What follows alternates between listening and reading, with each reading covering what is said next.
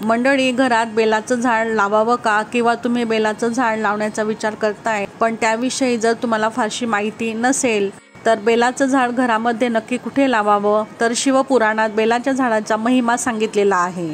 तीनही लोकांमध्ये जितकीही पुण्यतीर्थ आहेत त्या सर्वांचं मूळ बिल्वपत्रामध्ये असल्याची मान्यता आहे। शिवपुराणात सांगितले आहे की बिल्वपत्र अर्पण केल्यास साक्षात भगवान शिवशंकर प्रसन्न होतात, हे तर आपल्या सर्वांनाच अवगत आहे।